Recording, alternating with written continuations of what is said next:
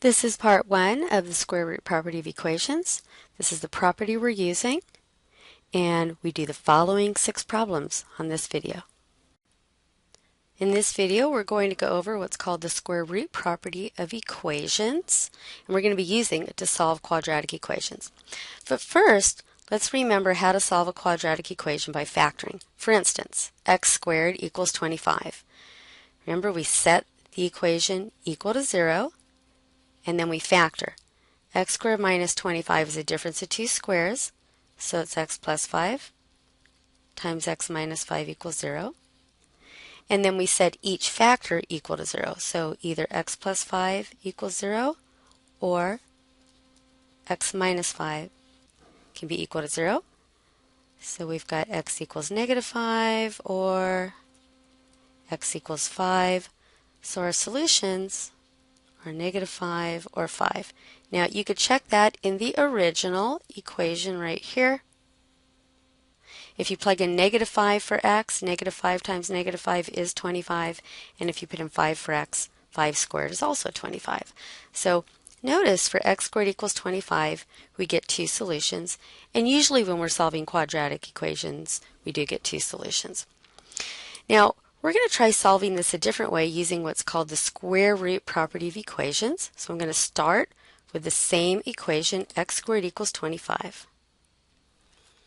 Now keep in mind, we know the answers are going to be negative 5 and 5. There isn't one solution. A lot of people think, well, I'll just take the square root of both sides and I'll get x equals 5. So in other words, I'll say, well, I'll just take the square root of both sides, and then I'll write square root of x squared is x, and the square root of 25 is 5. But you'll notice that only gives you one solution. The trick is, when you take the square root of both sides, like this, on your next step when you're solving for x, you have to put a plus or minus in front of whatever the square root of 25 is. Now in this case, you could simplify it to 5, but if you left it as the square root of 25, you would have plus or minus square root of 25. This means there's actually 2 solutions. X equals 5 or x equals negative 5, and you get right back to your same solution of negative 5 or 5. Let's try another quick problem and then we'll state the property. How about if I had x squared equals 7? So, well, how about if I just say, well, I'm just going to take the square root of both sides, and then my next step will be x equals, remember you have to put a plus or minus in front of that number, plus or minus the square root of 7. So there are 2 solutions here. X can be square root of 7 or negative the square root of 7. In this particular problem, the original x squared equals 7 could not have been solved by factoring. All right, so let's state the property now. Here is the square root property of equations. If a squared equals b, then a is plus or minus the square root of b. So that's what we just did.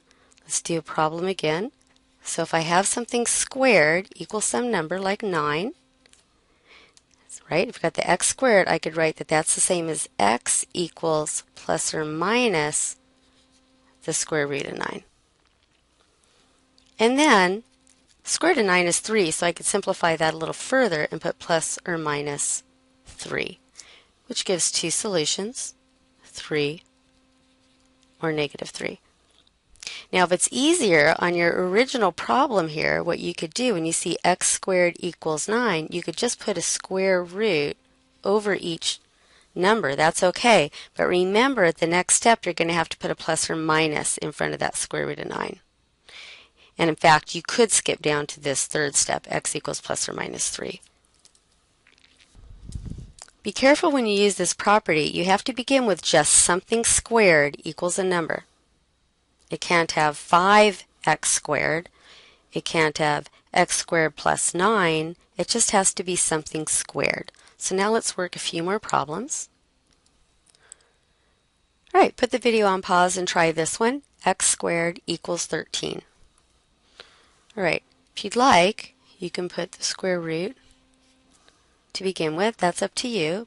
But to use the square root property, that means x equals, and you must remember to put plus or minus the square root of 13.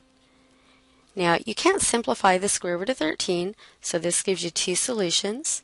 X can either be square root of 13 or negative square root of 13.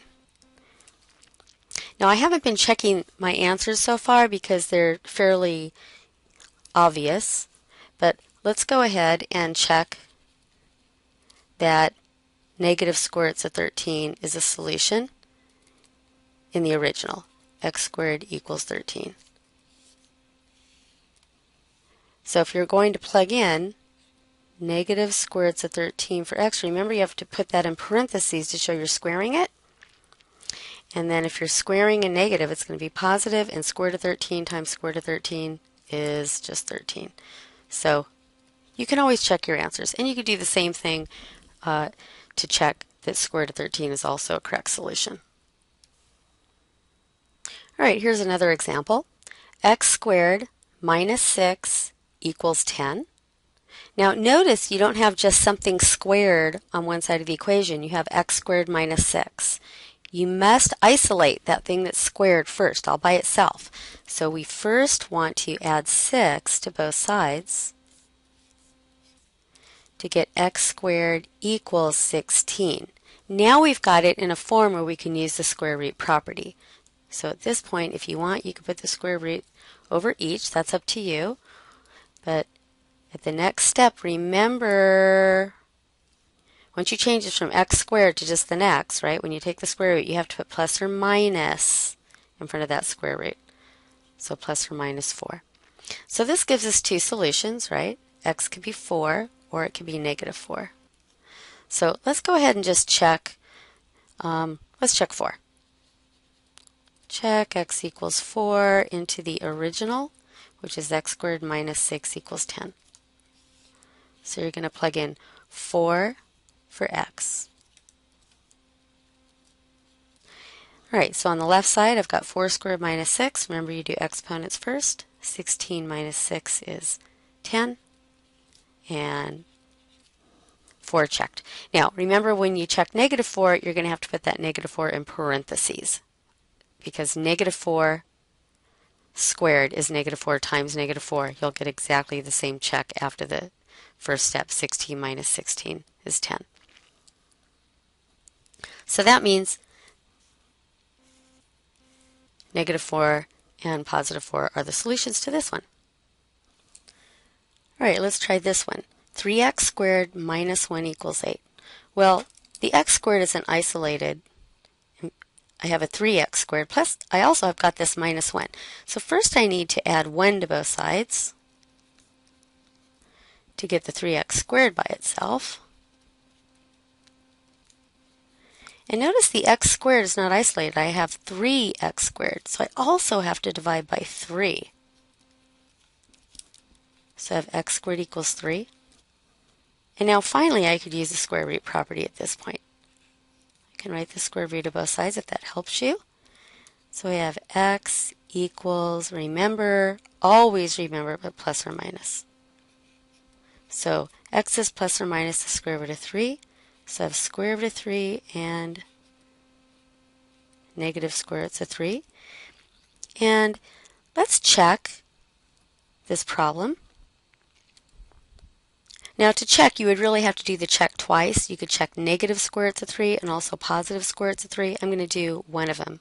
So I'm going to plug in negative square roots of 3 for x. So I have 3, and then in for x, I've got negative square roots of 3 squared minus 1. Now in order of operation, remember you do the squaring first. So I'm going to do negative square roots of 3 squared, and that is going to just be positive 3. Because the negative times the negative will be positive, and square roots of 3 squared is 3. And so that gives me, order of operations again, do multiplication before subtraction. 9 minus 1 is 8. 8 on both sides. So negative square roots of 3 is the solution. When you plug in square roots of 3, you'll also get that that checks. All right, we're going to do some different kinds of problems on the next video. A little preview is, what if you had something like this? X minus 5 squared equals 9. We'll do this on part 2. How are we going to deal with this?